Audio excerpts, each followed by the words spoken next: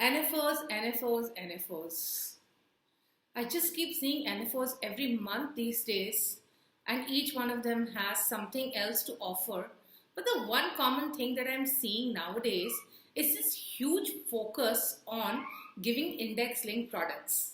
I'm Rin Agarwal, and I hope that you've been seeing my videos and benefiting from these videos. In this video, I'm going to be reviewing the Mirae Asset Equity Allocator Fund of Fund. Firstly, what does this fund do?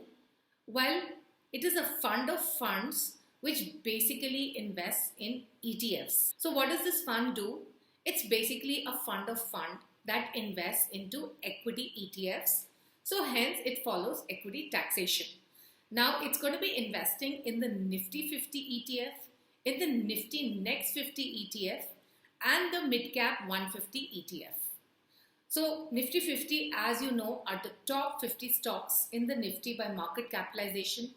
Nifty Next 50 are the next 50 stocks in the Nifty after the first 50 by market capitalization.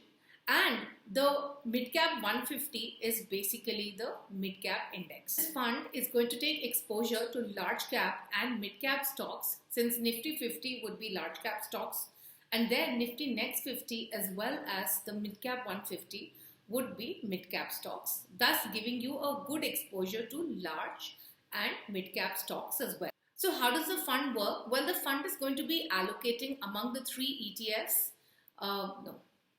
So how does the fund work? Well, the fund is going to be allocating among the three indices using ETFs that are available in the market. And it's pertinent to note that they might also use ETFs that are available from other fund houses as well. The basis of this fund really is that it's going to be doing automatic rebalancing based on an in-house model that's been developed by Mirae. And this in-house model basically takes into account the current market valuations as well as the forward PE. So the fund essentially tries to give you a product where you have access to large and mid-cap stocks which are getting rebalanced on a regular basis based on market conditions, thus reducing the volatility in your portfolio. And as per the fund promos that we've seen, they've been talking about this fund being useful for those people who are like really confused about where to invest their money, which fund to choose, when to rebalance and stuff like that, which honestly, if you ask me, is the problems or the concern or the confusion that every investor faces today. Which fund do I invest in? How much do I invest? How much percentage do I allocate between large and mid cap? And when do I rebalance my fund, or when do I exit my fund? So should you invest? Well, I don't recommend investing into this fund. Firstly, because you can actually buy some of these ETFs on your own. There are enough ETFs available which track Nifty 50 or Nifty Next 50 or the mid-cap index as well. And more importantly, these are much cheaper. So typical expense ratio on ETFs is between 0.05 to 0.14%. And here the expense ratio is expected to be somewhere around 0.25 to 0.35%, depending on whether you go in for the direct or the regular plan. So certainly the costs are going to be much higher, almost double than what you're probably going to do if you do it directly. And in any case, I think that if you are buying a large cap or a Nifty Next 50 ETF, these are in any case core holdings in your portfolio, which you really don't need to rebalance very often.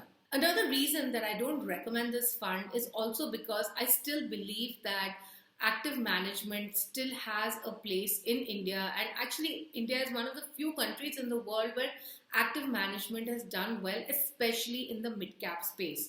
Mirae themselves have a very good large and mid-cap fund known as the Mirae Emerging Blue Chip Fund, which is a great fund to invest in. So I really don't see any reason for people to buy this fund. Also, when I went through their offer document, one of the things that they had mentioned out there was that since this fund invests into schemes, so there are more costs that are incurred, and sometimes the return of this fund could actually be lower than what those particular schemes are giving. Also remember that ETFs are not that liquid. There's not such a big market for ETFs right now in India. So my take, stay away. You could look at investing into a Nifty or a Nifty Next 50 ETF on your own. So take your calls right. I'm going to be reviewing many more such funds, existing funds, in my upcoming videos. So make sure you click on the bell icon to subscribe. As always, we look forward to your feedback. Till then, cheers.